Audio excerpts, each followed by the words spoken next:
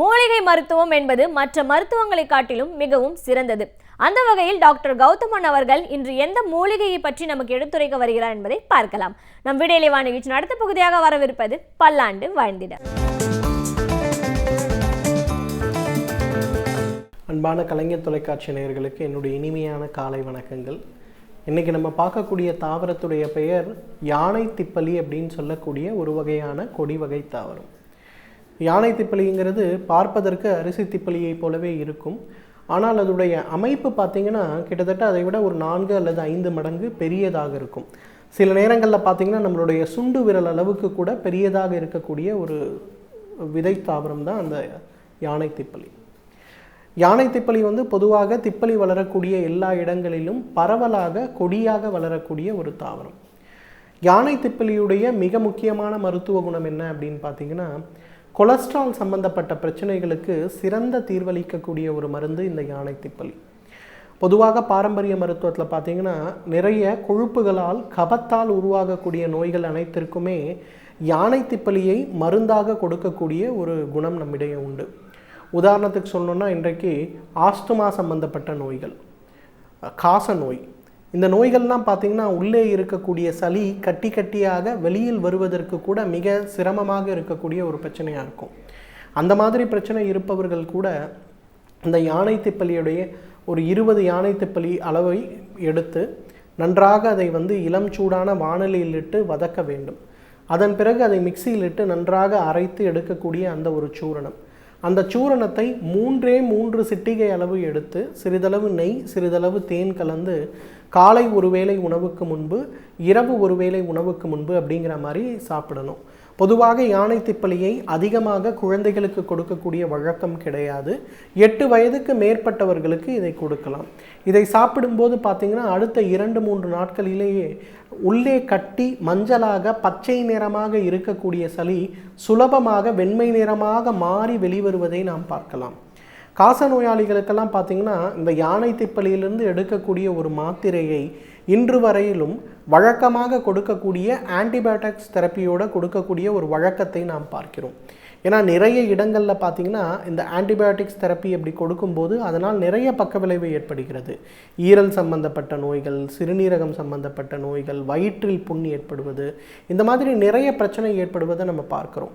அதை குறைத்து பக்க விளைவுகள் இல்லாமல் ஆன்டிபயோட்டிக்ஸ் மருந்துகளை குறைவான அளவில் குறைப்பதற்கு இந்த யானை திப்பலி அப்படின்னு சொல்லக்கூடிய கஜ திப்பலி ஒரு முக்கியமான மருந்தாக இருக்கிறது. அதனால தான் இன்றைக்கும் மாடர்ன் மெடிசனில் பார்த்திங்கன்னா கொடுக்கக்கூடிய மருந்துகளில் இந்த யானை திப்பலியிலிருந்து எடுக்கக்கூடிய 3 மூலக்கூறுகளை சேர்த்து கொடுத்து கொண்டிருக்கிறார்கள்.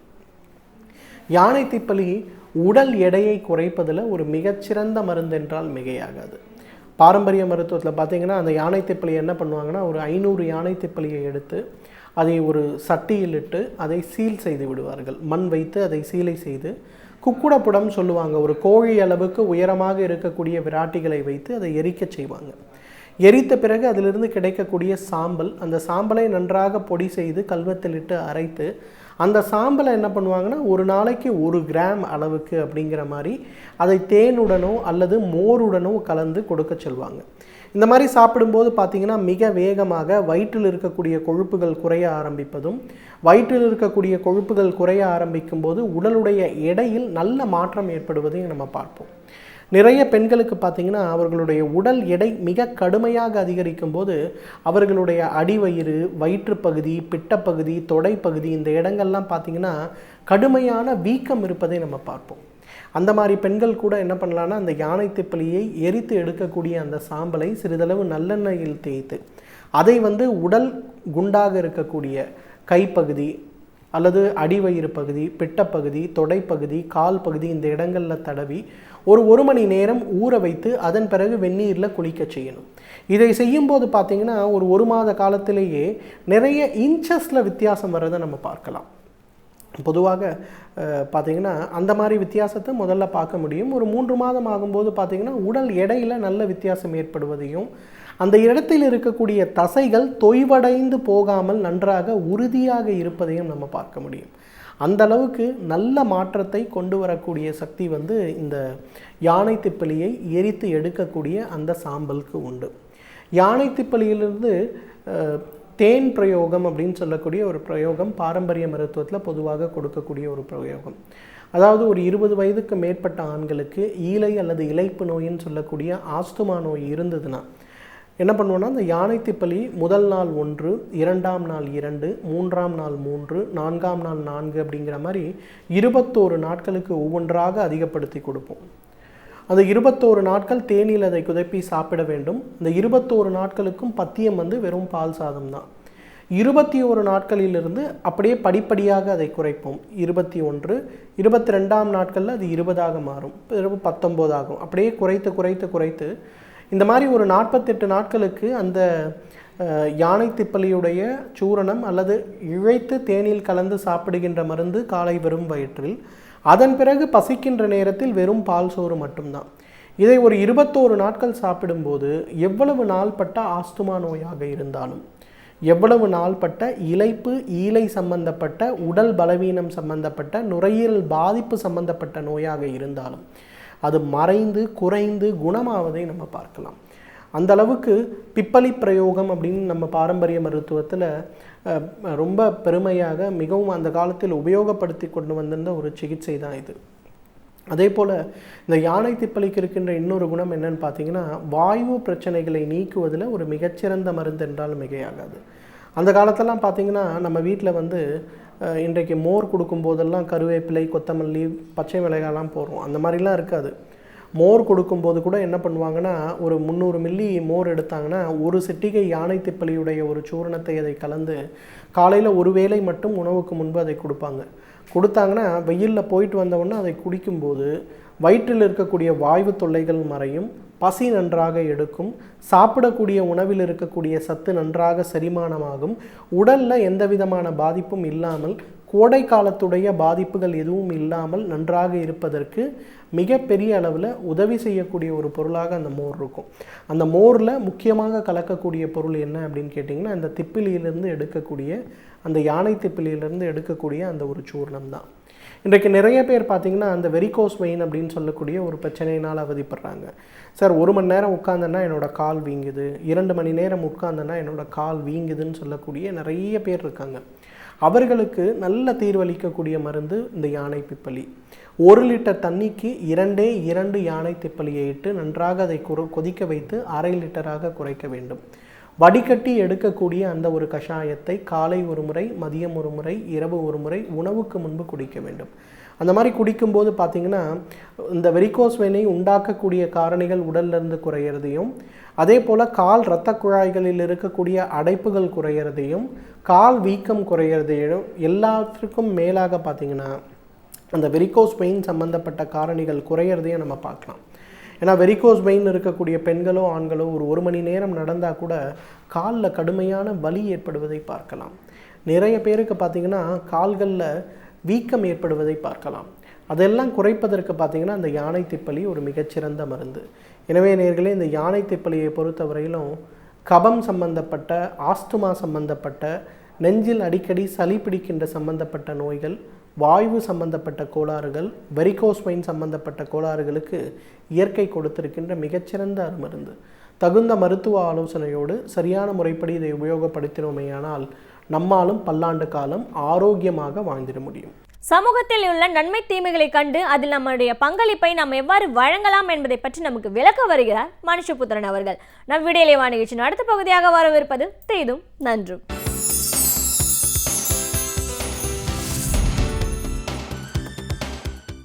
வணக்கம் நண்பர்களே, இன்னும் ஒரு இனிய காலை பொழுதில் தீதும் நன்றும் நிகழ்ச்சியில் உங்களை சந்திப்பதில் மிக்க மகிழ்ச்சி அடைகிறேன்.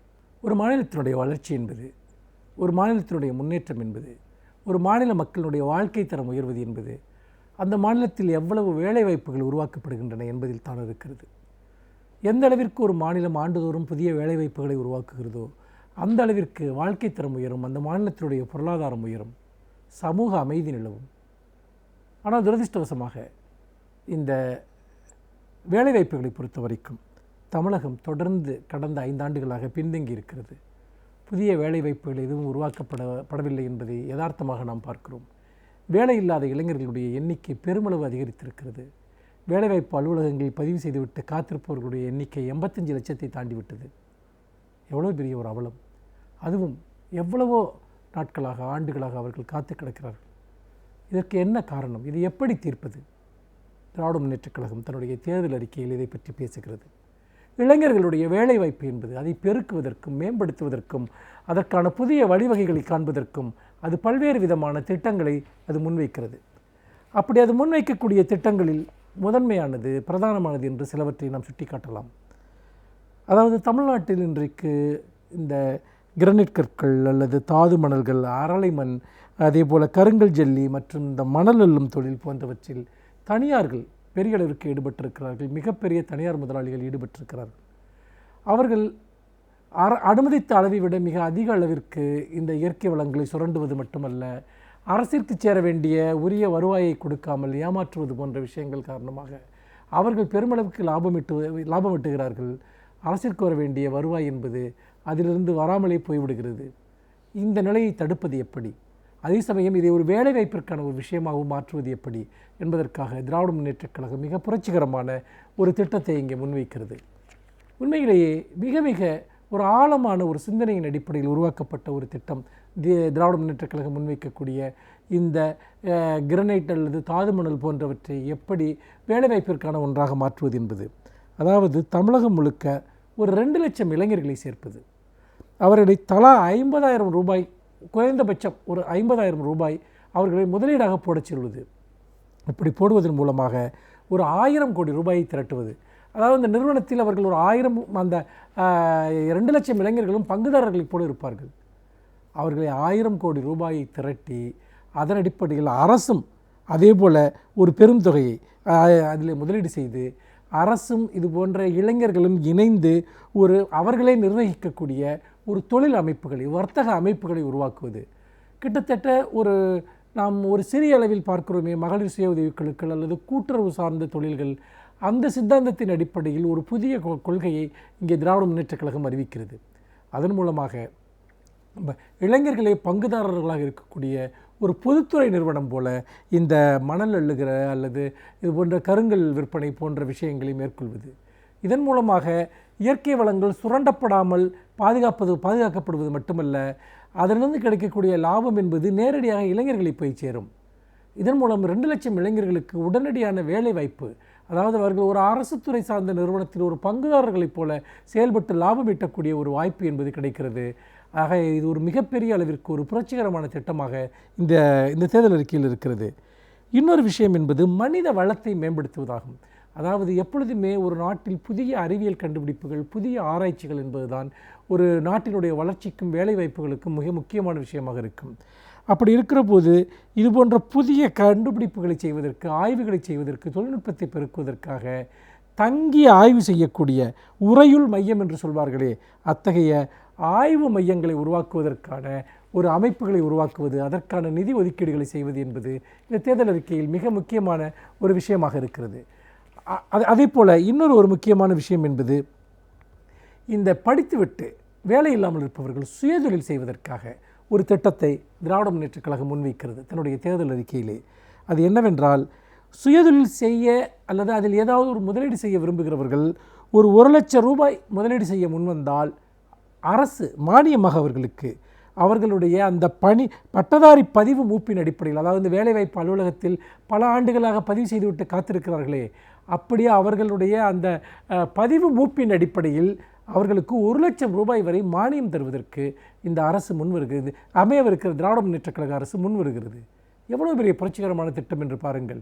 யாரோ ஒருவர் வேலை கிடப்புக்கு கொடுக்க வேண்டும் என்று காத்திருக்காமல் தானே சுயமாக ஒரு தொழிலை தொடங்குவதற்கு இந்த திட்டம் ஒரு மிகப்பெரிய அளவிற்கு வழிகோடுகிறது. அதே போல் இன்னொரு முக்கியமான ஒரு விஷயம், அதாவது இந்த வேலை கொடுக்கிற மையங்களை, அதாவது வேலைவாய்ப்பு மையங்களை வெறுமனை பதிவு செய்கிற அலுவலகங்களாக மட்டுமல்லாமல் அவர்களுக்கு ஒரு ட்ரைனிங் கொடுக்கக்கூடிய, சுயதொழில் செய்வதற்கோ பல்வேறு துறைகளில் அவர்களுடைய ஆற்றல்களை மேம்படுத்துவதற்கோ அதற்கான ஒரு பயிற்சி மையங்களாக இந்த வேலைவாய்ப்பு மையங்களை முழுமையாக மாற்றுவது. அதன் மூலமாக வேலைவாய்ப்பிற்காக நீங்கள் பதிவு செய்வது மட்டுமல்ல, நீங்கள் ஒரு வேலையை தேடிக்கொள்வதற்கான திறனையும் இந்த வேலைவாய்ப்பு மையங்கள் அளிக்கும். திராவிட முன்னேற்றக் கழகத்தின் பொருளாளர் மு க ஸ்டாலின் அவர்கள் தன்னுடைய நமக்கு நம்மை பயணத்தில் இந்த வாக்குறுதியை திரும்ப திரும்ப கொடுத்தார். வேலைவாய்ப்பு மையங்கள் அனைத்தும் இனி வேலை கொடுக்கிற மையங்களாக, பயிற்சி மையங்களாக மாற்றப்படும் என்கிற ஒரு வாக்குறுதியை அவர்கள் தொடர்ந்து கொடுத்து வந்தார். அத்தகைய ஒரு முக்கியமான ஒரு வாக்குறுதி இந்த தேர்தல் அறிக்கையில் அமைந்திருக்கிறது.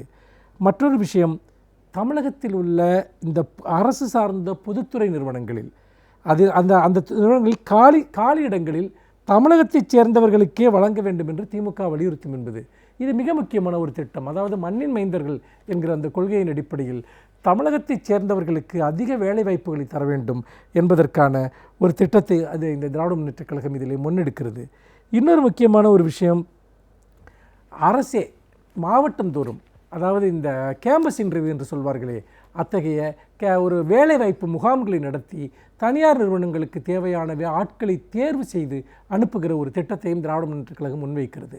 இது ஏற்கனவே திராவிட முன்னேற்றக் கழக ஆட்சியில் இருந்தபோதும் இத்தகைய வேலைவாய்ப்பு முகாம்கள் நடத்தப்பட்டதை இங்கே நான் நினைவு கூற விரும்புகிறேன். அதன் அடிப்படையில் பல்வேறு தனியார் நிறுவனங்களில், கல்லூரிகள், இன்னும் பல நிறுவனங்களில், ஆலைகள், தொழிற்சாலைகளில் எல்லாம் கூட அவர்களுக்கு எவ்வளவு ஆட்கள் தேவைப்படுகின்றன என்பதை கண்டறிந்து அதன் அடிப்படையில் அரசே வேலைவாய்ப்பு முகாம்களை நடத்தி அவர்களை தேர்ந்தெடுத்து இந்த தனியார் நிறுவனங்களுக்கு அளிக்கிற ஒரு புரட்சிகரமான திட்டம் முன்வைக்கப்படுகிறது. இதன் மூலமாக வேலை தேடுவோருக்கும் வேலைக்கு ஆட்கள் தேடுவோருக்கும் இடையே ஒரு மிகப்பெரிய ஒரு ஒருங்கிணைப்பை செய்யக்கூடிய ஒரு இடத்தில் இன்றைக்கு திராவிட முன்னேற்றக் கழக அரசே இருக்கும் என்பதையும் இந்த வாக்குறுதியில் சொல்லப்படுகிறது. அதேபோல் தற்போது காலியாக உள்ள 54,233 ஆசிரியர்கள் அவர்களுடைய பணியிடங்கள் முழுவதையும் திமுக அரசு அமைந்தவுடன் அவை நிரப்பப்படும் என்கிற ஒரு முக்கியமான ஒரு விஷயமும் இங்கே சொல்லப்படுகிறது. அதோடு சேர்த்து இந்த பகுதி நேரமாக பணியாற்றி வந்தவர்கள் அனைவருக்கும் பணி நிரந்தரம் செய்யப்படும் என்றும், இன்னொரு புறம் பள்ளிக்கல்வித்துறையில் தற்போது பகுதி நேர ஆசிரியர்களாக பணியாற்றி கொண்டிருப்பவர்கள் முழுநேர ஆசிரியர்களாக நியமிக்கப்படுவார்கள் என்றும் இந்த தேர்தல் அறிக்கை சொல்கிறது. அதேபோல் படித்துவிட்டு வேலை இல்லாமல் இருக்கக்கூடிய பட்டதாரிகளுக்கு அவர்களுக்கான மாதந்தோறும் வழங்கக்கூடிய அந்த உதவித்தொகை 150 ரூபாய் என்பது 300 ரூபாயாகவும், 12ஆம் வகுப்பு முடித்தவர்களுக்கு 200 ரூபாய் என்பது 400 ரூபாயாகவும், பட்டதாரி இளைஞர்களுக்கு 300 ரூபாய் என்பது 600 ரூபாயாகவும் உயர்த்தி தரப்படும். குடும்பத்தில் முதல் தலைமுறை பட்டதாரிகளுக்கு அரசு வேலை கொடுக்கப்படும் என்பது போன்ற பல திட்டங்களின் மூலமாக வேலைவாய்ப்புகளை உருவாக்கி இளைஞர்களுடைய அவலத்தை துடைக்கக்கூடிய ஒரு தேர்தல் அறிக்கையாக இந்த அறிக்கை இருக்கிறது என்று சொல்லி மீண்டும் இன்னும் ஒரு புதிய சிந்தனையோடு உங்களை சந்திக்கிறேன். நன்றி, வணக்கம். விருந்தினர் பக்கத்தில் நாள்தோறும் பல்வேறு துறைகளை சார்ந்த வல்லுநர்கள் அவர்களுடைய அனுபவங்களை நம்முடன் பகிர்ந்து கொண்டு வருகிறார்கள். அந்த வகையில் இன்றைய சிறப்பு விருந்தினர் யார் என்பதை பற்றியும் அவர் என்ன செய்திகளை நம்முடன் பகிர்ந்து கொள்ளப் போகிறார் என்பதையும் பார்க்கலாம். நம் விடையிலேவா நிகழ்ச்சியின் அடுத்த பகுதியாக வரவிருப்பது சிறப்பு விருந்தினர் பகுதி.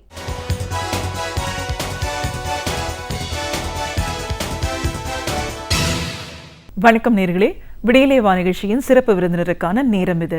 இன்றைய சிறப்பு விருந்தினர் புதிய தமிழகம் கட்சியின் தலைவர் டாக்டர் கிருஷ்ணசாமி. தேர்தல் வரக்கூடிய இந்த ஒரு சூழல்ல தலைவர் கலைஞர் அவர்களது தேர்தல் அறிக்கை எந்த அளவுக்கு முக்கியத்துவம் வாய்ந்ததா இருக்கு, அறிக்கையில சொல்லப்பட்ட விஷயங்கள் கண்டிப்பா நிறைவேற்றப்படும் அப்படின்னு மக்கள் மனசுல எப்படி ஒரு நம்பிக்கை ஏற்பட்டிருக்கு, கூட்டணி கட்சி தலைவர் அப்படிங்கிற முறையில இதை இவர் எப்படி பாக்குறாரு, இப்படி பல விஷயங்களை கருத்துக்களை இன்னைக்கு நம்ம அவர்கிட்ட கேட்டு தெரிஞ்சுக்கலாம். வணக்கம் சார். வணக்கம். புதிய தமிழகம் கட்சி தலைவர் அப்படிங்கிற முறையில் எங்கள் நிகழ்ச்சிக்கு உங்களை நாங்கள் முதல்ல வரவேற்கிறோம் சார். இந்த தேர்தல் அப்படிங்கிறது ரொம்ப ரொம்ப ஒரு முக்கியமான 2016 சட்டமன்ற தேர்தல் அப்படின்னும் போது ஒரு முக்கியத்துவம் வாய்ந்த ஒரு காலகட்டத்தில் திமுக தலைவர் அவர்களது தேர்தல் அறிக்கை ஒரு பிரதான இடம் பிடிச்சிருக்கு அப்படின்னு நம்ம சொல்லலாம். ஒவ்வொரு முறையும் திமுக தலைவர் கலைஞர் அவர்களது தேர்தல் அறிக்கையை ஒரு கதாநாயகன் நம்ம சொல்றதை தாண்டி இப்போ தளபதி ஸ்டாலின் அவர்கள் அதுக்கும் ஒரு படி மேலே போய் இது ஒரு சூப்பர் ஹீரோ அப்படின்னு சொல்ற அளவுக்கு நிறைய நல்ல விஷயங்கள் மக்கள் நலன் சார்ந்து இதில் தெரிவிக்கப்பட்டதுன்னு பரவலாக மக்கள் மத்தியில் பேசப்படுது. இதுக்கு ஒரு இன்னொரு முக்கிய காரணம், ஒவ்வொரு ஆட்சி காலத்திலையும் திமுக ஆட்சியில் இருக்கும் போதும் அறிக்கையில் சொன்னப்பட்ட விஷயங்களை அதை ஓரளவுக்கு முழுமையாக நிறைவேற்றியும் காமிச்சிருக்காங்க. அப்படிங்கிறதுனால இந்த அறிக்கையும் ரொம்ப முக்கியத்துவம் வாய்ந்ததாக இருக்குது. ஒரு கூட்டணி கட்சி தலைவர் அப்படிங்கிற முறையில் இந்த தேர்தல் களத்தை நீங்கள் எப்படி சந்திக்க போகிறீங்க? தலைவர் கலைஞர் அவர்களது தேர்தல் அறிக்கையில் சொல்லப்பட்ட சிறப்பு அம்சங்கள் என்ன? இன்னைக்கு மக்கள் எந்த மாதிரியான ஒரு மாற்றத்தை எதிர்நோக்கி இருக்காங்க, அதை யாரால கொடுக்க முடியும் அப்படின்னு நம்புறாங்க? இப்படி நிறைய விஷயங்களை எங்கள் நேர்களோட முழுமையாக பகிர்ந்துக்கணும் சார். எல்லாம் பேசுறதுக்கு முன்னாடி முதல்ல திமுக தலைவர் அவர்களது தேர்தல் அறிக்கை இவ்வளோ சிறப்பு மிக்கதா, வரவேற்கத்தக்கதா அமைஞ்சதுக்கான காரணங்கள்னு நீங்க என்ன நினைக்கிறீங்க? திராவிட முன்னேற்றக் கழகம் வந்து இப்பொழுது நடைபெறக்கூடிய 2016 சட்டமன்ற தேர்தலில் எங்களுடைய கூட்டணிக்கு தலைமை தாங்கக்கூடிய கட்சி திமுக, காங்கிரஸ், புதிய தமிழகம், IUML, மனிதநேய கட்சி உட்பட பல கட்சிகள் வந்து திராவிட முன்னேற்றக் கழகத்தினுடைய தலைமையில் அமையப்பெற்ற கூட்டணியில் அங்கம் பெற்றிருக்கின்றன. எப்பொழுது ஒரு தேர்தலில் வந்து ஒரு வலுவான கூட்டணி அமைகிறதோ அதுதான் வந்து முதல்ல ஒரு வெற்றிக்கு வந்து அடித்தளமாக அமையும். அந்த வகையில் இப்பொழுது தலைவர் டாக்டர் கலைஞர் அவர்கள் அமைத்திருக்கக்கூடிய கூட்டணி வெற்றி கூட்டணி என்பதில் எந்த விதமான ஐயப்பாடும் இருக்க இயலாது. இரண்டாவது, ஒரு கூட்டணிக்கு வந்து பல்வேறு அம்சங்கள் வந்து வலு சேர்க்கக்கூடியதாக இருக்கும். இப்பொழுது கடந்த ஒரு வாரத்திற்கு முன்பு திராவிட முன்னேற்றக் கழகத்தினுடைய சார்பாக தேர்தல் அறிக்கை வெளியிடப்பட்டிருக்கிறது. இந்த தேர்தல் அறிக்கையை எப்படி பார்க்கணும் அப்படின்னா, ஒவ்வொரு தேர்தலுக்கும் வந்து ஒவ்வொரு கட்சியும் தங்களுடைய தேர்தல் அறிக்கையை தனியாக வைப்பார்கள். அப்போ மக்கள் வந்து 5 ஆண்டு காலம் ஒரு ஆட்சி செயல்பட்டது, அடுத்து வரக்கூடியவர்கள் என்ன செய்ய போகிறார்கள் என்ற ரெண்டையும் வந்து ஒப்பிட்டு பார்க்கக்கூடியது தான் வந்து அந்த தேர்தல் அறிக்கையினுடைய மிக முக்கியமான அம்சங்கள். இப்போது கடந்த 2011 ஒரு கட்சி இன்றைய கட்சி ஆட்சிக்கு வந்தது. அவர்கள் சில அம்சங்களை வைத்து தேர்தலுக்கு வந்தாங்க. மக்கள் எப்படி பார்ப்பாங்கன்னா, கடந்த ஆட்சியில் வைத்த தேர்தல் வாக்குறுதிகள், அவர்கள் கொண்டு வந்த திட்டங்களால் என்ன நமக்கு வாழ்க்கையில் வந்து முன்னேற்றம் வந்தது, அடித்தளத்தில் மாற்றம் ஏற்பட்டது அப்படிங்கிறது தான் அவங்களுடைய எண்ணமாக இருக்க முடியும். அதே போல் இப்பொழுது மாற்றாக வந்து ஒரு இயக்கம், ஒரு அணி ஒரு தேர்தல் வைக்கிற போது ரெண்டையும் வந்து ஒப்பிடுவாங்க. இது ரெண்டுக்கு ரொம்ப முக்கியமான விஷயம் என்னென்னா, கடந்த ஒரு 20 வருஷமாக தேர்தல் அறிக்கைகளில் இலவசங்கள் தான் வந்து கை மேலோங்கி இருக்கும். ஒன்று அரசியல் கட்சிகளும் கூட ஏதாவது ஒரு இலவசத்தை கொடுத்தால் மக்களை வந்து கவரக்கூடிய நிலை, அல்லது மக்களும் வந்து ஏதாவது இது இலவசம் இடம்பெறாதா என்ற எதிர்பார்ப்புகளுக்கு இடையிலே இருக்கக்கூடியதான் இருந்தது. அந்த இலவசங்கள் அதிகமாக எந்த கட்சியில் எந்த அணியில் சொல்லப்படுகிறதோ அதுவே வந்து மேலோங்கியதாகவும் அதுதான் வந்து முக்கியமான அம்சம் பெறக்கூடியதாக இருந்தது. ஆனால் இந்த தேர்தலை பொறுத்தளவு ஒரு மிகப்பெரிய குவாலிட்டேட்டிவ் சேஞ்ச், பண்பு மாற்றமே நடந்திருக்குது. அப்படின்னா திமுகவுடைய தேர்தல் அறிக்கையில் இலவசங்கள் என்பதே கிடையாது. இதுதான் மக்களுடைய மனோநிலையை அறிந்து கொடுக்கப்பட்ட தேர்தல் இருக்கை அப்படிங்கிறதுக்கு ஒரு இலக்கணம். ஏன்னு சொன்னால் மக்களுக்கு வந்து இந்த இலவசங்கள் மேலே வந்து ஒரு ஃபெட்டப் ஆகிப்போச்சு. இலவசங்களால் தங்களுடைய வாழ்க்கையில் எந்த விதமான பால்பிள் குறிப்பிட்டு சொல்லக்கூடிய மாற்றங்களை அவர்கள் காணலை. அதுக்கு பல்வேறு தீங்குகள் தான் வந்துருச்சுன்னு அவங்க உணர்றாங்க. இப்போ உதாரணத்திற்கு தமிழகத்தில் அரசு நடத்தக்கூடிய மதுபான கடைகளால் 27,000 கோடி ரூபா அரசுக்கு வருமானம் வருகிறது என்பது எல்லாருக்கும் தெரிஞ்ச விஷயம். இதிலிருந்து எடுத்து என்ன செஞ்சாங்க, பல்வேறு விதமான இலவச திட்டங்களை கொடுத்தார்கள். எப்பொழுதுமே ஒரு ரெண்டை ஒப்பிடணும். 27,000 கோடி ரூபா அரசுக்கு வருமானம் வந்தது உண்மையாக இருக்கலாம், அதை வைத்து அவர்கள் சில திட்டங்களை கொடுத்ததும் உண்மையாக இருக்கலாம். ஆனால் அந்த 27,000 கோடி ரூபாய் எதன் மூலமாக வந்ததோ அது உருவாக்கிய தீமைகள், அது உருவாக்கிய நட்டங்கள் என்பதை யாருமே வெளியே சொல்கிறதே இல்லை. இப்போது லட்சக்கணக்கான இளைஞர்கள், பள்ளி மாணவர்கள், கல்லூரி மாணவர்கள், மாணவிகள், பெண்கள், இளைஞர்கள், முதியோர்கள் அந்த மதுவினுடைய பழக்கத்துக்கு இலக்காகி அவர்கள் அதிலிருந்து வெளியே வர முடியாத நிலைமை. இப்போது எவ்வளவோ பேருடைய ஈரல் கெட்டு, இரைப்பை கெட்டு, அவர்களது உடல்நலம் கெட்டு 40 வயதிலேயே 60 வயதானவர்களை போன்ற ஒரு தோற்றங்கள் உருவாக்கி 7 நாள் வேலை செய்யக்கூடிய அளவுக்கு திடகாத்தமாக இருந்தவர்கள் 5 நாட்கள் கூட வேலை செய்ய முடியாத நிலைமை ஏற்பட்டு, இப்படி பல்வேறு விதங்களில் இந்த நட்டங்கள் என்பது கண்ணுக்கு தெரியாமல் ஏற்பட்டு விட்டது. 27,000 கோடி ரூபாய் அரசுக்கு வருமானம் வந்தது டாஸ்மார்க்கில். ஆனால் குறைஞ்சது 1 லட்சம் கோடியாவது அரசுக்கு இந்த மதுவால் நட்டம் ஏற்பட்டிருக்கும். ஏன்னா இவன் குடிக்கிறது 500 ரூபா ஒரு தொழிலாளி காலையிலிருந்து பாடுபட்டு சம்பாதிக்கிறாருன்னா வீட்டுக்கு போகிறது 200 கூட போகிறது பெரிய கஷ்டமாக இருக்குது. முதல் கடையில் ஆஃப் வாங்குவார், அடுத்த கடையில் இன்னொரு ஆஃப் வாங்கினாருன்னா போகும்போது அங்கே 100 ரூபா போனாலும் உண்டு, அதுவும் இல்லாமல் போய் வீட்டுக்கு முன்னாடி விழுந்தாலும் உண்டு. நான் ஒரே உதாரணம் சொல்கிறேங்க. இப்போ திருப்பூர் ஏறக்குறைய 25 லட்சத்துலேருந்து 30 லட்சம் பேருக்கு வேலை வாய்ப்பு கொடுக்கக்கூடிய ஒரு மிகப்பெரிய தொழில் நகரம். ஒரு காலத்தில் அதன் மூலமாகத்தான் தமிழகத்தினுடைய பல மாவட்டம் இருக்கக்கூடிய இளைஞர்களும் பெண்களும் வேலை வாய்ப்பை பெற்றார்கள். இப்போ அங்கே என்ன நிலம் வந்துருச்சு அப்படின்னா, இந்த மதுவின் காரணமாக சனிக்கிழமைக்கு சம்பளத்தை வாங்குறாங்க. 750 ரூபா 800 ரூபா அவங்களுக்கு சம்பளம். 6 நாள் வேலை 6 நாள் வேலை செஞ்சாங்கன்னா அதில் 5 நாள் வச்சாங்க 8 நாள் 4,000 ரூபா வந்தது கைக்கு. சனிக்கிழமைக்கே கடைக்கு போயிடுறான், சாயந்தரம் வாங்கணுன்னே. ஞாயிற்றுக்கிழமை கொண்டாடுறான் போனியா, திங்கட்கிழமையும் மிதக்கிறான், செவ்வாய்க்கிழமைக்கு தான் வேலைக்கு வர்றான்.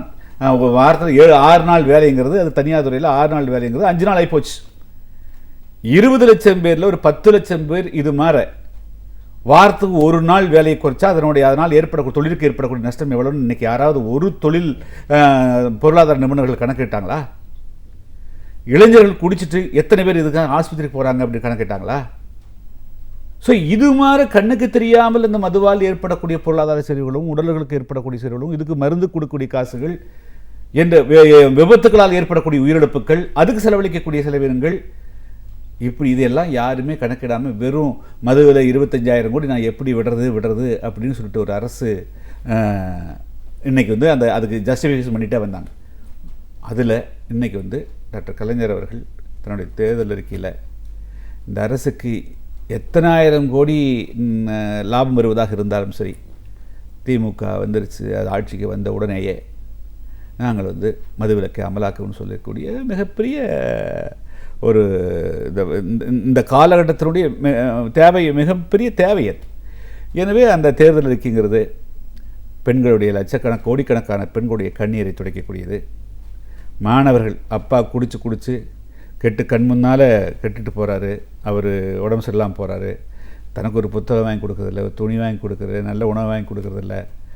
அப்படிங்கிற அந்த குழந்தைகளுடைய வாழ்க்கையில் அவர்களுடைய மனசுக்குள்ளே அப்பா குடிக்கிறதில்ல, இனிமேல் குடிக்க மாட்டார், அண்ணன் குடிக்க மாட்டார், தம்பி குடிக்க மாட்டான், அம்மா தாய்மார்களுக்கு மகன் குடிக்க மாட்டாங்கிற போது எதுவுமே இல்லாட்டியும் கூட தன்னுடைய இல்லங்களில் மகிழ்ச்சி அப்படியே பொங்குறதுக்கு உண்டான வாய்ப்புகள் உருவாயிருக்கு. இது ஒன்றே இந்த தேர்தல் அறிக்கையை இந்த தேர்தலில் முடிவுகளை மிகப்பெரிய அளவுக்கு மாற்றியமைக்கும். திமுக தலைவர் கூட்டணிக்கு வெற்றியை தருங்கிறதுல மாற்றம் கிடையாது. இது போக எத்தனையோ விஷயங்கள் இருக்குது. கண்டிப்பாக சார். இப்போ மக்கள் மத்தியில் ஒரு பெரிய வரவேற்பை பெறக்கூடியதாக இந்த அறிக்கை அமைஞ்சிருக்குன்னா அதில் முதல் கையெழுத்து மதுவிலக்குக்காக இருக்கும், அதை சட்டமாக்கப்படும்னு கலைஞர் அவர்கள் சொன்னது தான் அப்படின்னு சொல்லியிருக்கீங்க. அதோட பாதிப்புகள் விளைவுகளை பற்றி விரிவாக சொல்லியிருக்கீங்க. இப்போது இந்த தேர்தல் அறிக்கையை பற்றி இன்னும் விரிவாக பேசலாம் சார். மக்கள் நலன் சார்ந்து மக்களோட தேவை அறிந்து என்ன மாதிரியான ஒரு திட்டங்கள்லாம் அறிக்கையாக சொல்லப்பட்டிருக்கு? இதில் நான் முதலே சொன்ன மாதிரி இலவசங்கள் இல்லை. அதே சமயத்தில் மக்கள் இந்த இலவசங்களினுடைய திட்டங்களால் மறைமுகமாக ஏற்பட்ட பல பாதிப்புகள் இருக்கிறது. இப்பொழுது சிறு குறு விவசாயிகள் வாங்கின கடனை வங்கிகளுக்கு திருப்ப முடியாமல் அவர்களுடைய பொருட்கள் ஜப்தி அடிக்கக்கூடிய நிலைமை இருக்கிறது. அரசு ஆட்சி மாற்றம் ஏற்பட்ட உடனேயே அந்த சிறு குறு விவசாயிகளுடைய கடன்கள் ரத்து செய்யப்படும் என்று சொல்லியிருக்கிறார். விவசாயத்தில் நாங்களும் ஒரு விவசாய குடும்பம் தான். ஒரு விவசாயத்தில் மிக முக்கியமானது என்னென்னா, நாம் இடுபொருள் போடுறோம், இன்புட் போடுறோம், விதை வாங்குகிறோம், முதல்ல உழவு ஓட்டுறோம், விதை போடுறோம், அதுக்கு பிறகு களை எடுக்கிறோம், தண்ணீர் பாய்ச்சுறோம், மருந்தடிக்கிறோம், எல்லாமே செஞ்சு கடைசியில் அந்த விளைபொருள் வீட்டுக்கு நாம் அதை சந்தை கொண்டு போகிறபோது அது எந்த விலையும் நிர்ணயம் செய்ய முடியாத அளவுக்கு அடிமாட்டு விலைக்கு கொடுக்க வேண்டியது. சில நேரங்களில் பார்த்திங்கன்னா விவசாயிகள் வந்து பால் உற்பத்தி பண்ணி ரோட்டில் கொண்டு வரான், தக்காளி கொண்டு கொட்டிட்டு வர்றான், காய்கறி கொண்டு கொட்டிட்டு வர்றான். இது மாதிரி ஒரு நிலைமைகள். இப்பொழுது வந்து இதுவரையிலும் கரும்புக்கும் நெல்லுக்கும் தான் வந்து ஒரு அரசு வந்து ஆதார விலையை நிர்ணயம் செய்கிறது. அதுபோக இப்பொழுது மரவள்ளிக்கிழங்கு, வாழை, காய்கறிகள், மிளகாய் போன்ற பல்வேறு விதமான விளைபொருளுக்கு வந்து அடிப்படை ஆதார விலை நிர்ணயம் செய்யப்படும் என்று இந்த தேர்தலுக்கு சொல்லி இருக்கக்கூடியது வந்து விவசாயிகளுக்கு ரொம்ப ஆக்கமூக்கம் அளிக்கக்கூடிய விஷயம்.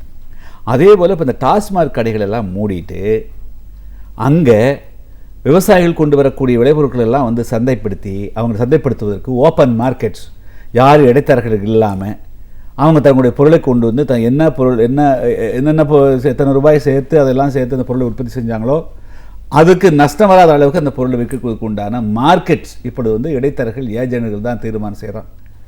ஒரு வாழைத்தார் வந்து 500 ரூபாய்க்கு போகணும்னா 50 ரூபாய்க்கு கேட்குறான். 550 ரூபாய் நஷ்டத்துனா என்ன விவசாய தற்கொலை என்ன செய்ய முடியும்?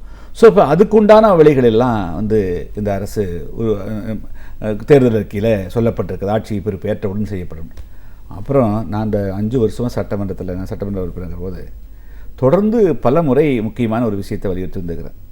அவர் மின்சாரத்துறை அமைச்சர் நத்தம் விஸ்வநாதன் வந்து என்ன சொல்லுவார்னா, அதுக்கு பதிலே சொல்ல முடியாமல் மழுப்பி ஏதாவது ஒன்று பதில் சொல்லிடுவார். அதாவதுங்க, ஒரு சாதாரண ஒரு குடும்பத்தில் ஒரு நாளைக்கு வந்து ஒரு 3 யூனிட்லேருந்து 5 யூனிட் மின்சாரம்னு வச்சுக்கோங்களேன். 30 நாளைக்கு 150 யூனிட் வரும்.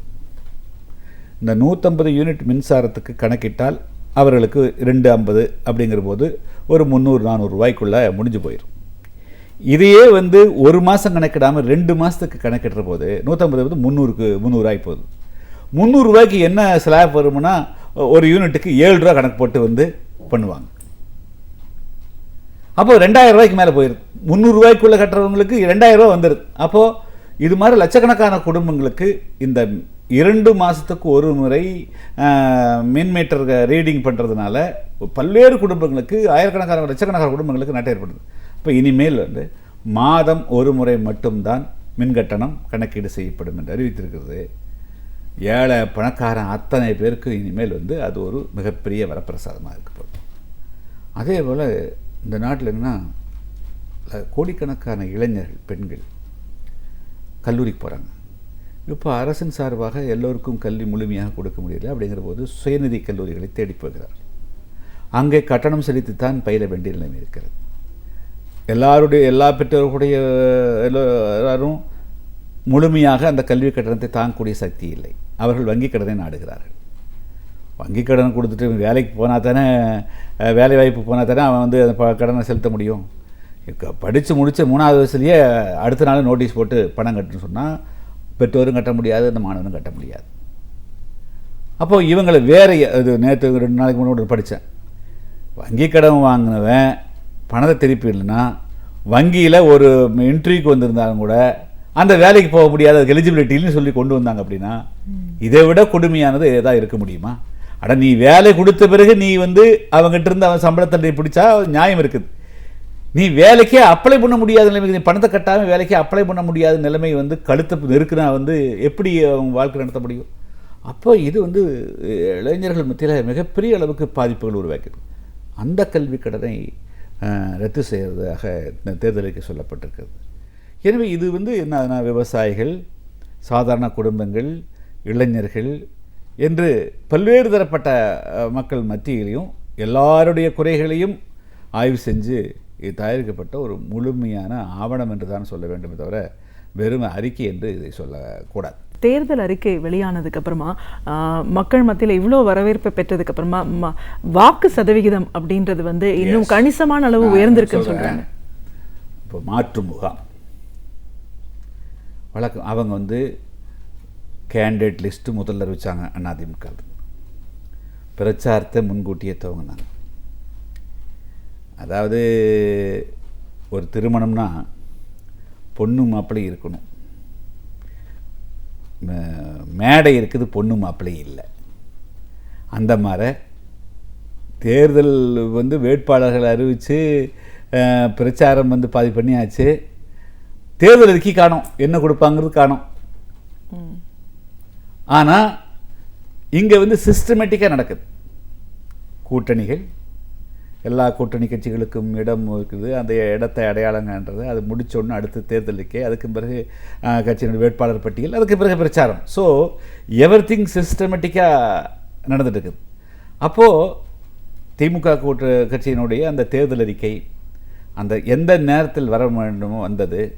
அதே போல் சொல்லப்பட்ட அம்சங்கள் இப்பொழுது சாதாரணமாக, நான் அன்றைக்கி அதான் சொல்லியிருந்தேன், அந்த தேர்தல் அறிக்கை வந்த நாளே 7-10% வாக்குகள் வந்து அப்படியே இந்த கூட்டணிக்கு வருது. அடுத்து ஒரு மாதம் இருக்குது. அன்னைக்கு சொன்ன அப்படி அடுத்த ஒரு மாதம் கூட்டணி சேர்ந்த தொண்டர்கள் அந்த தேர்தலுக்கு கூடிய அனைத்து அம்சங்கள் ஒவ்வொரு தரப்பும் கொண்டு போகணுங்க. நெசவாளர்னா நெசவாளர் கொண்டு போகணும், மீனவர்னா மீனவர்கிட்ட கொண்டு போகணும், விவசாயினா விவசாயிட்டு கொண்டு போகணும். தனித்தனியாக ஒரு ஃபேம்லெட்டு போட்டு கொண்டு போகிற போது இன்னும் 10-15% ஒரு ஒட்டுமொத்தத்தில் 20% வாக்குகளுக்கு குறைவில்லாமல் கூடுதலாக அந்த மே மாதம் 16ஆம் தேதி வருகிற போது கூட்டணிக்கு வாக்குகள் அதிகரித்து கிடைக்கக்கூடிய என்ன. இப்போ வந்து திமுகவினுடைய வாக்கு வங்கி, காங்கிரஸுடைய வாக்கு வங்கி, புதிய தமிழகம், IML இந்த வாக்கு வங்கிகளுடைய ஒரு மொத்தம், அது ப்ளஸ் வந்து ஆன்டி இன்கம்பன்சி ப்ளஸ் இது தேர்தல் அறிக்கை. ஸோ இதெல்லாம் சேர்ற போது சராசரியாக ரொம்ப என்ன மோசமாட்டாலும் 15-20% வாக்குகள் கூடுதலாக கூட்டணிக்கு கிடைக்கக்கூடியது தான் அந்த தேர்தலுக்குடைய மிக முக்கியமான அம்சம். கண்டிப்பாக சார். இப்போ இந்த வாக்கு வங்கி தேர்தல்லாம் பற்றி பேசும்போது இந்த கடந்த இந்த ஐந்தாண்டு கால அதிமுக ஆட்சியை அப்படின்னு நம்ம பேசணும்னா அதில் முக்கியமாக சொல்லப்படுற விஷயம் சட்டம் ஒழுங்கு சரியா இல்லை. சட்டம் ஒழுங்குன்னு சொல்லும்போது கொள்ளை சம்பவங்கள் அதிகரிச்சிருக்கு அப்படின்னு பார்க்கும்போது இந்த தலித் சமுதாய மக்கள் ரொம்ப அதிகமாக பாதிக்கப்பட்டிருக்காங்க அப்படின்னு சொல்கிறாங்க. ஆணவ கொலைகளோட எண்ணிக்கை அதிகரிச்சிருக்கு அப்படிங்கிறதெல்லாம் பார்க்குறோம். இந்த மாதிரியான ஒரு நிலைப்பாடு இந்த தேர்தலுக்கு நம்மளுக்கு எந்த அளவுக்கு ஒரு மாற்றத்தை வேணும்னு மக்கள் நினைக்கிறாங்கன்னு புரிய வைக்கும். மேடம், இந்த 4-5 வருஷத்துக்குள்ள தமிழகத்தில் நாங்கள் வந்து தொடர்ந்து 2-3 முக்கியமான விஷயங்களை சட்டமன்றத்தில் நான் வலியுறுத்திருக்கிறோம். நீங்கள் இலவசங்கள் கொடுக்குறீங்க, எல்லாமே சொல்கிறீங்க. ஒரு டெவலப்மெண்ட்டு தான் வந்து இளைஞர்கள் வந்து படித்தவர்கள் வந்து நான் உழைத்து சம்பாதிக்கணுன்னு நினைப்பான். அவங்களுக்கு உண்டான நீங்கள் வந்து வேலைவாய்ப்பை உருவாக்குறதுக்கு ஒன்றுமே செய்யலை. குறிப்பாக வந்து தென் தமிழகத்தில் வறண்டு கிடக்கக்கூடிய மாவட்டங்கள் திருநெல்வேலி, தூத்துக்குடி, விருதுநகர், தேனி, திண்டுக்கல், புதுக்கோட்டை, சிவகங்கை, இதில் திருச்சி வரலும், தஞ்சாவூர், விழுப்புரம் வரலும், பெரம்பலூர் வரலும் பார்த்திங்கன்னா எல்லாமே வறண்டு கிடக்கக்கூடிய மாவட்டங்கள். இங்கே வேலைவாய்ப்புக்கான எந்த விதமான தொழிலையும் நீங்கள் கொண்டு வரல. அது இல்லாமல் வெறும் நாங்கள் வந்து ஆடு கொடுக்குறோம் அல்லது பாசு கொடுக்குறோம் அல்லது வந்து ஃபேன் மிக்சி கொடுக்குறீங்க. ஃபேனு மிக்சி எங்கிருச்சு, எப்படி ஓடாது? ஓட்டுறதுக்கு என்ன அவனுக்கு வேறு வாய்ப்பு கொடுக்கணுமில்ல? அவன் வந்து சம்பாரிச்சு வந்தால் தானே ஃபேன்லேயும் கூலாக படுத்திருக்க முடியும். இப்போ சம்பாதிக்காதவன் எங்கள் ஃபேனை போட்டு எப்படி தூங்க முடியும் அப்படின்லாம் கேட்டிருக்கோம். ஸோ இந்த 5 வருஷத்தில் பொருளாதாரத்தை ஒரு நிலையிலிருந்து இன்னொருத்த உயர்த்தக்கூடிய அளவுக்கு இளைஞர்களுக்கு வேலை வாய்ப்பு தாங்க. அவன் படிக்கிறதுக்கு வந்து இலவசமான கல்வி கிடைக்கணும். 2வது படித்தவுடன் லஞ்ச லாவண்யம் இல்லாமல் வேலை போய் கிடைக்கணும். இந்த 2 தாங்க. இந்த 2ம் வரல. அடுத்த இன்னொரு தளம் போனோம் அப்படின்னா மக்கள் வந்து முதல்ல வந்து ஒரு ஸ்டேட்டு எவ்வளோ பீஸ்ஃபுல்லாக இருக்குதுன்னு பார்ப்பாங்க. ஒரு இண்டஸ்ட்ரி உள்ளே வரணும்னு நினச்சா, ஒரு பகுதியில் தொழிலை கொண்டு வரணுங்கிற போது வந்து அந்த ஸ்டேட்டில் எந்த அளவுக்கு law and order is maintain. தமிழகத்தில் ஒரு டேட்டா இருக்குது, நான் சொல்கிறேன். இது தந்தை பெரியாருடைய மண். நீதி கட்சி உருவாகி அதுக்கு பிறகு திராவிடர் கழகமாகி திமுக வந்து ஆட்சிக்கு வந்தது. இதனுடைய கோர் என்னென்னா, தமிழர்களுக்கிடையே பிறப்பிலேயே உயர்வதால் இருக்கக்கூடிய எந்த விதமான அம்சங்களும் இடம்பெறக்கூடாது. நாம் வந்து மொழியால் இனத்தால் ஒரு இனம் என்பதை ஒன்றை மட்டுமே நாம் அடையாளப்படுத்தக்கூடியவர்களாக இருக்க வேண்டும்ங்கிறது தான் தந்தை பெரியார், பேரறிஞர் அண்ணா தான் அவங்கெல்லாம் வச்சு முன்வைத்த கருத்துக்கள். அதுக்காக தான் இந்த கலப்பு திருமண தம்பதிகளை ஊக்குவிப்பதற்காக, சாதி மறுப்பு திருமணம் செய்து கொண்டவர்களை ஊக்குவிப்பதற்காக அவர்களுக்கு பல்வேறு விதமான சலுகைகள் அந்த காலத்திலிருந்து வந்து இதை சட்டபூர்வமாக்குறாங்க. முதல்ல வந்து இந்த கலப்பு திருமணங்கள், சீர்திருத்த திருமணங்களுக்கு வந்து சட்டபூர்வமான வடிவம் கொடுக்கப்பட்டு பெருஞர் அண்ணா அவர்கள் ஆட்சிக்கு வந்த உடனே அதுக்குண்டான சட்டம் கொண்டு வரப்பட்டது. இதுதான் திராவிட இயக்கத்தினுடைய ஆன்மா என்று சொல்கிறார். அதுதான் வந்து பேசிக் அதனுடைய கொள்கை, அடிப்படை கொள்கை. திராவிடத்தினுடைய அடிப்படை கொள்கையே சாதி மறுப்பு திருமணங்கள் தான். அதிலிருந்து இன்றைக்கி இருக்கக்கூடிய அஇஅதிமுக ஆட்சி வந்து எவ்வளவோ விலகி போயிடுச்சு. கடந்த 2-3 வருடத்தில் மட்டும் சாதி மறுப்பு திருமணம் செய்து கொண்ட இளைஞர்கள், பெண்கள் எப்படி காட்டில் இந்த சிங்கம், புலி, இவைகளெல்லாம், கரடிகளெல்லாம் வந்து எளிய மிருகங்களான மான் இது போன்ற மிருகங்களை துரத்தி வேட்டையாடி அவர்களை சின்னாபின்னப்படுத்துகிறதோ அதுபோல் ஏதும் அறியாத இளைஞர்களை கூலிப்படையினரை வைத்து ஏதோ தங்களுடைய கௌரவம் போய்விட்டதாக போலியாக ஒன்றை கற்பித்து கொண்டு கொலை செய்யக்கூடிய ஒரு மிகப்பெரிய கொடூரம் இந்த தமிழ் சமுதாயத்தில் நடந்து வருகிறது. 2 வருடங்களுக்கு முன்பு ஒரு முறை நான் வந்து தமிழ் சட்டமன்றத்தில் இதுபோல் தமிழகத்தில் இந்த கௌரவ கொலைகள், சாதி மறுப்பு திருமணம் செய்து கொண்ட தப்பங்கள், கொலை செய்யக்கூடிய போக்குகள் மிக அதிகரித்து வருகிறது என்று சொன்னபொழுது அதுபோல் எதுவுமே இல்லை என்று சட்டமன்றத்தில் அன்றைய முதல்வர் நாற்காலியிலே உட்கார்ந்து கொண்டிருந்த ஓ பன்னீர்செல்வம் அவர்கள் சொன்னார்கள். ஆனால் அதுக்கு அடுத்த நாள் வெள்ளிக்கிழமைக்கு மாலை அவர் 3 மணிக்கு சொன்னார். சனிக்கிழமைக்கு அடுத்த நாளே வந்து ஸ்ரீவைகுண்டத்திலே மர்டர் நடந்தது. இப்பொழுது கடந்த 1 மாதத்திற்கு முன்பு திருப்பூர் மாவட்டம் உடுமலைப்பேட்டையிலே நண்பகல் 2:30 மணி அளவில் சங்கர் என்ற ஒரு இளைஞர், 24 வயதுக்கு ரொம்ப இளைஞர் வந்து கூலிப்படையினால் கொலை செய்யப்பட்டார். இப்போ இன்றைய செய்தித்தாள் கூட காஞ்சிபுரத்தில் நாம் பார்க்கிறோம். ஒரு கலப்பு திருமணம் செய்த தமிழருக்கு அடைக்கலம் கொடுத்ததற்காக ஒரு ட்ரஸ்ட், ஒரு அறக்கட்டளை சேர்ந்தவர்கள் ஓடி விரட்டப்பட்டு 5 கிலோமீட்டர் ஓடி அதுக்கு பிறகு தங்களுடைய உயிரை காப்பாற்றியிருக்கார்கள். இதுக்கெல்லாம் காரணம் என்னென்னா, அரசு வழியோ மக்கள் வழி என்று சொல்லுவார்கள். அரசு இதில் கடுமையாக நடவடிக்கை மேற்கொண்டிருந்தால் இந்த சம்பவங்கள் நடந்திருக்காது. நாங்கள் வந்து இதுக்கு தனிச்சட்டம் கொண்டு வாங்க, பாதுகாப்பு கொடுங்க அப்படின்னு சொன்ன கேட்கல. இப்போ தான் அண்மையில் ஒரு மனிதநேயமிக்க ஒரு நீதிபதி ராமசுப்ரமணியம் அவர்கள் தான் வந்து சென்னை உயர்நீதிமன்றத்தில் இது மாதிரி இளம் பிஞ்சுகள் கொல்லப்படுகிறார்கள், அவர்களை பாதுகாப்பதற்கு காவல்துறை நடவடிக்கை எடுக்கணும்னு சொல்லி நீதிமன்ற உத்தரவில் தான் சில காரியங்கள் நடந்திருக்குது. அப்போ என்ன ஆகுதுன்னா, பெண்கள் மத்தியில், இளைஞர்கள் மத்தியில், தாழ்த்தப்பட்ட மக்கள் மத்தியில், அப்போ நம்மளுக்கு இந்த தமிழகத்தில், இந்த மண்ணில் ஒரு பாதுகாப்பு இல்லை, நம் கௌரவத்தோடு வாழ முடியறதில்லை, ஒரு சிலருக்கு மட்டும்தான் கௌரவம் இருக்குது, நம்மளுக்கு எந்த விதமான கௌரவம் இல்லை அப்படிங்கிற ஒரு அவநம்பிக்கை வந்து உருவாயிருக்கு.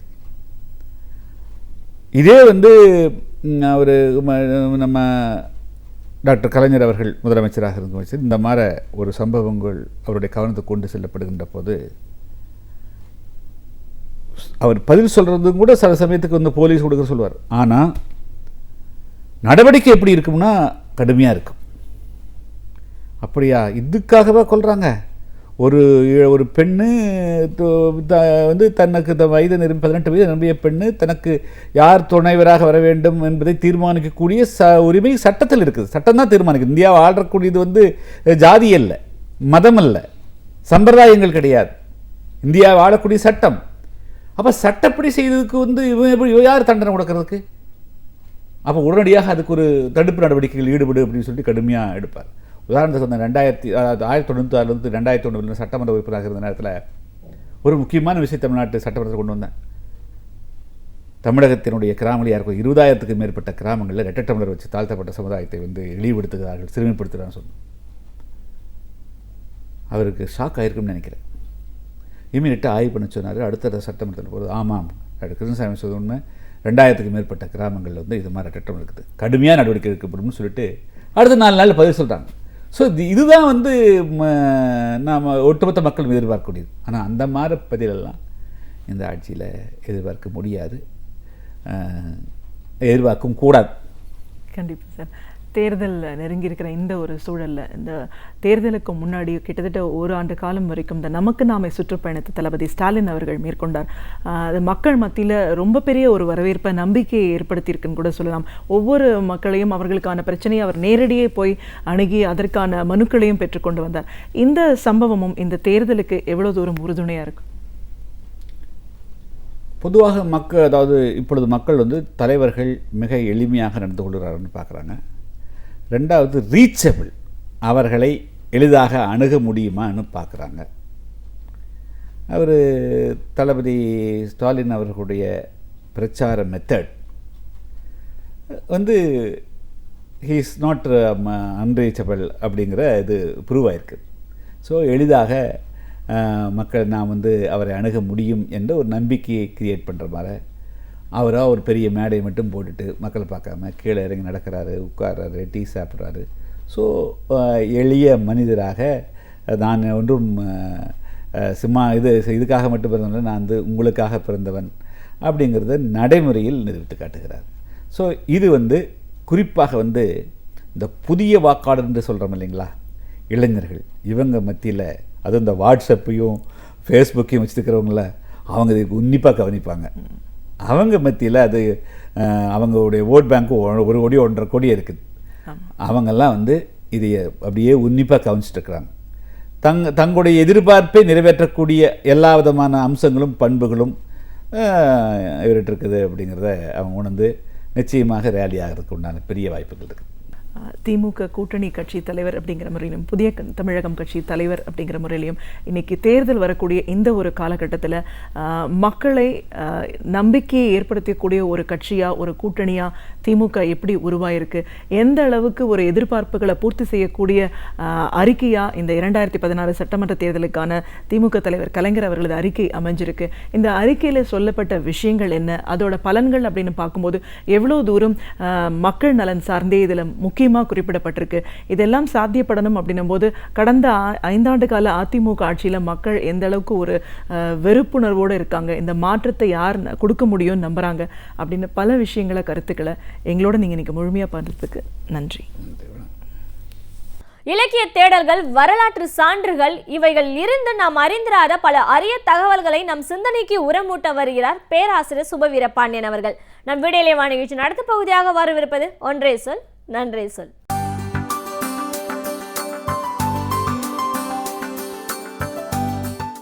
அனைவருக்கும் வணக்கம்.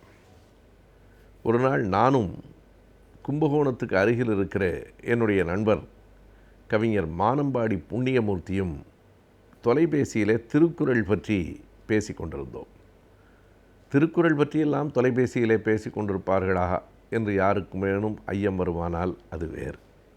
அப்படி பேசி கொண்டிருக்கிற போது அவர் சொன்னார், பொறாமை என்பது மனிதனுக்கு எவ்வளவு சின்ன செய்தியிலும் கூட வரும் என்பதை வள்ளுவர் எப்படி சொல்லியிருக்கிறார் பாருங்கள் என்று உடுப்பதும் உண்பதும் காணில் என தொடங்குகிற அந்த குறளை நினைவுபடுத்தினார். அது ஒரு மிக நுட்பமான குறள். பொறாமை பற்றி வள்ளுவர் தொடர்ந்து அறத்துப்பாலில், பொருட்பாலில் பேசி கொண்டிருக்கிறார். இது பொருட்பாலினுடைய கடைசி அதிகாரம், கயமை என்கிற அதிகாரத்தில் 1079வது குறள். இன்னும் ஒரே ஒரு குறள் தான், அத்தோடு பொருட்பாலே நிறைவடைகிறது. அந்த 1079வது குறள் என்ன சொல்கிறது என்றால், உடுப்பதும் உண்பதும் காணில் பிறர் மேல் வடுக்கான வற்றாகும் கீழ் என்று சொல்லுகிறது. இந்த சொற்களில் வற்றாகும் என்கிற சொல் மட்டும் நமக்கு கொஞ்சம் வழக்கில் இல்லாத சொல். வற்றாகும் என்றால் ஆற்றல் உடையது என்று பொருள்.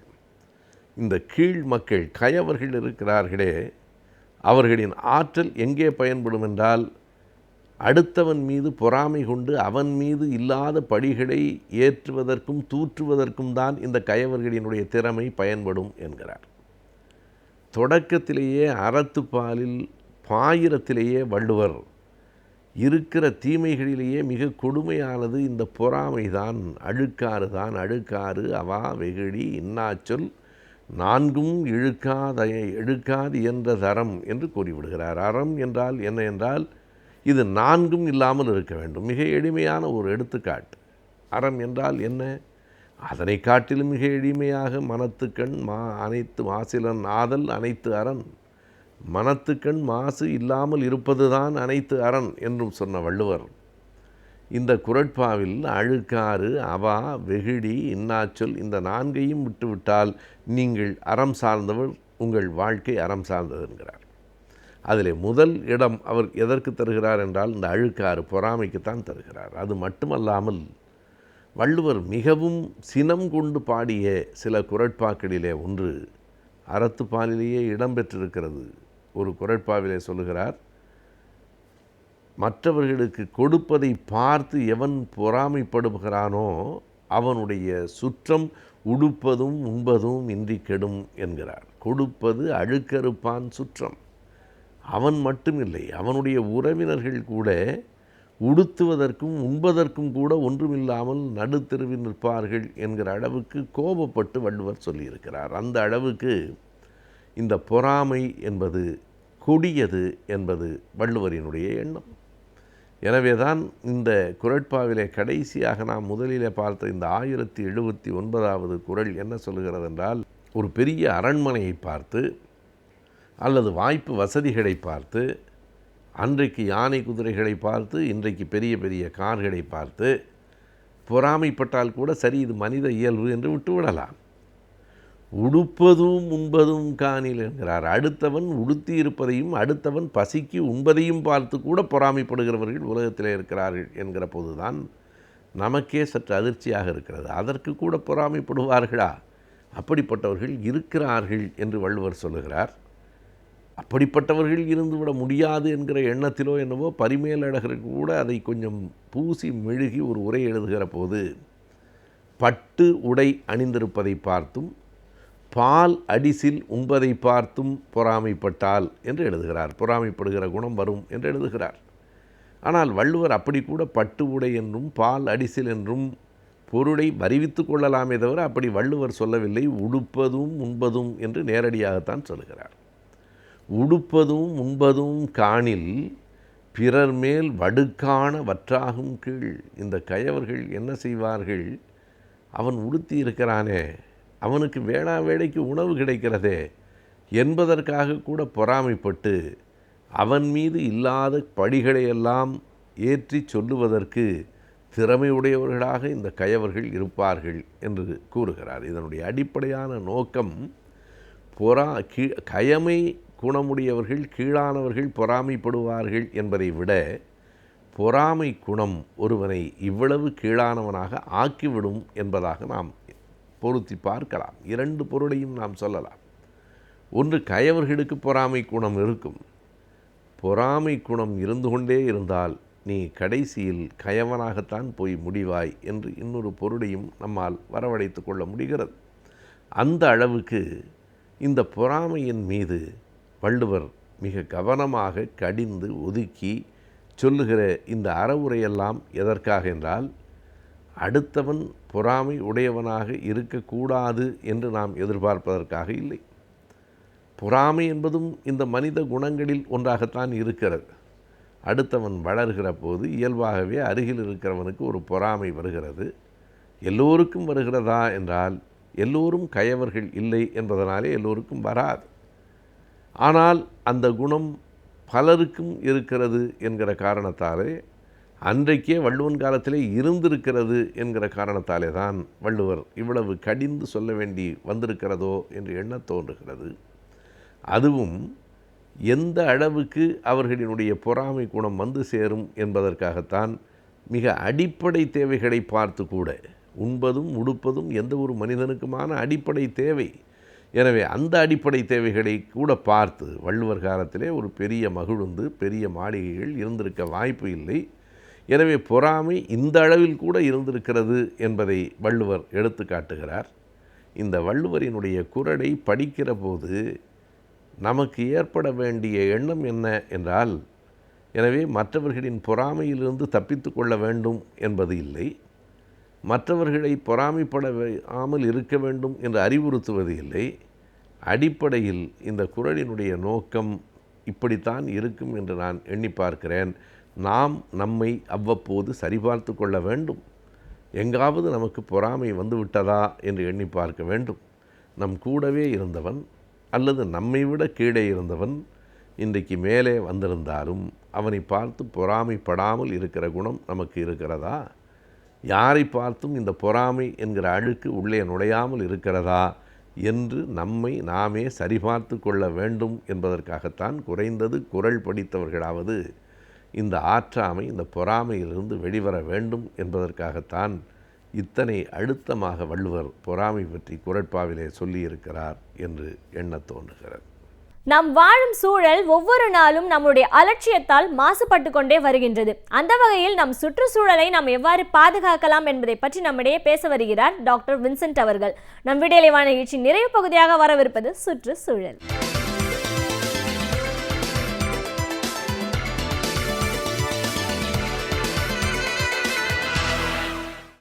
இந்த மேற்கு தொடர்ச்சி மலை என்று சொல்லப்படுகிற இந்த வெஸ்டர்ன் காட் நம்முடைய இந்தியாவில் ஒரு தனித்தன்மை, ஒரு மிகுந்த ஒரு மலைப்பகுதி. அதற்கு பல சிறப்புகள் இருக்கிறது.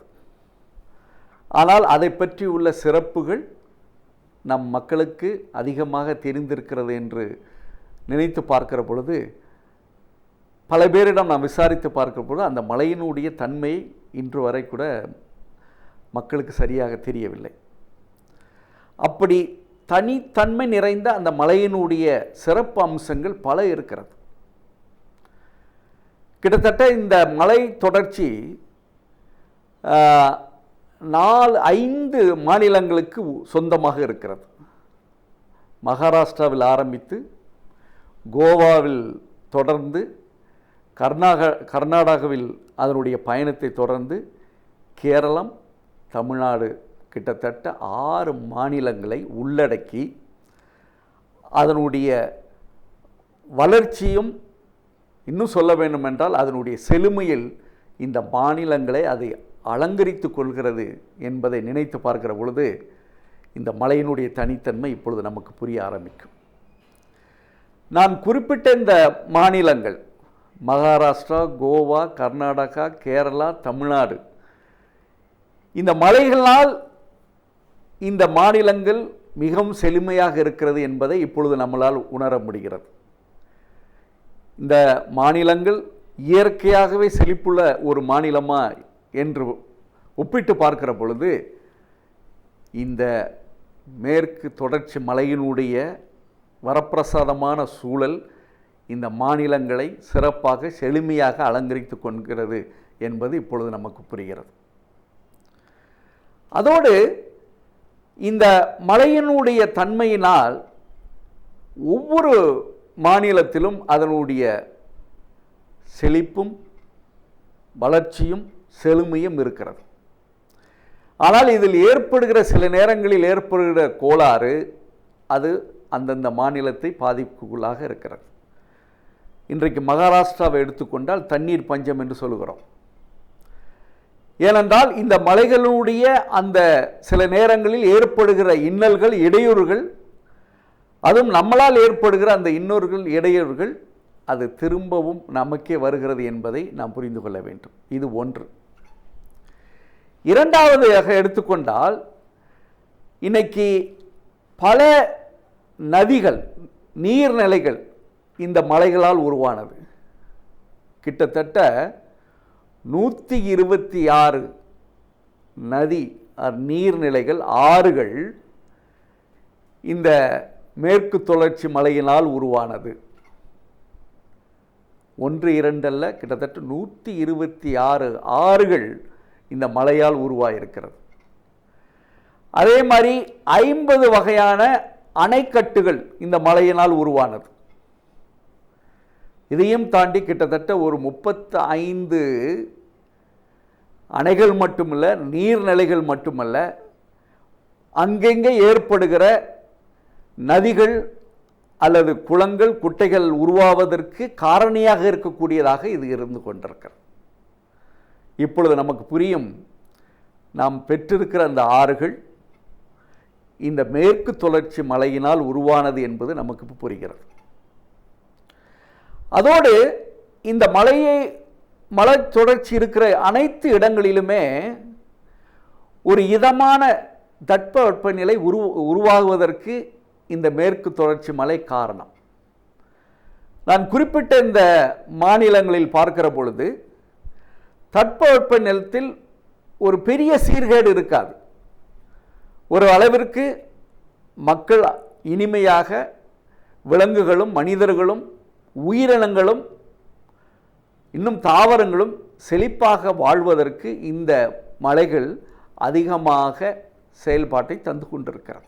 அதே போன்று பல ஆறுகள் உருவாவதற்கு அது காரணமாக இருக்கிறது என்பதை நான் சொல்லியிருக்கிறேன்.